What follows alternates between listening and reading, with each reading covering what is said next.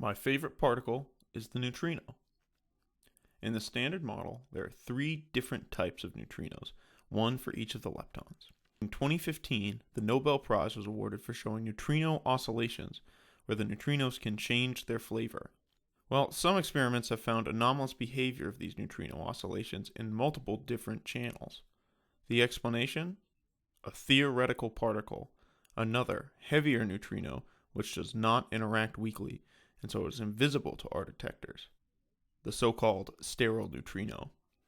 In fact, theoretical models and new evidence point to sometimes several of these sterile neutrinos, not just a single one.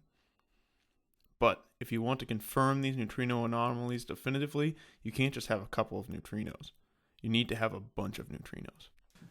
So that's where Isidar comes in. To make all these neutrinos, we irradiate a target with a high-power proton beam.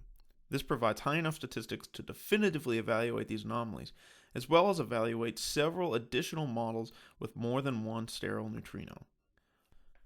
But to make a high-power neutrino source, you need a high-power proton source. Not only that, but it needs to be compact and constructed near a large neutrino detector, which to avoid cosmics is typically built underground.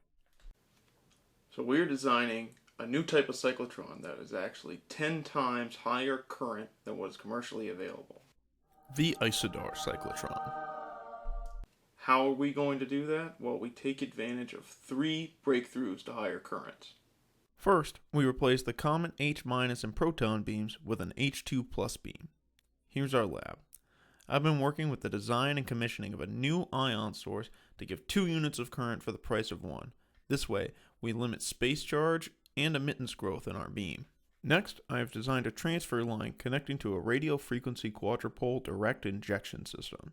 This system works to bunch the beam and dramatically increase end-to-end transmission. Lastly, we utilize the vortex motion effect, where rather than propelling like a beam with low space charge, the beam actually curls up on itself, allowing for higher turn separation and cleaner beam extraction. To take advantage of these effects, we took these complex parameter spaces and trained machine learning models to optimize our design. Putting all this together, we have worked to design the Isidar cyclotron.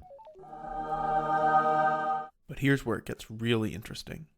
The Isidar experiment isn't just about the neutrino. I've shown the nuclear reactions in the Isidar target can actually produce theoretical dark matter particles called axions. Not only that, but the high power of the Isidar cyclotron can make medical isotopes orders of magnitude more affordable by producing large amounts of currently rare nuclear medicine treatments.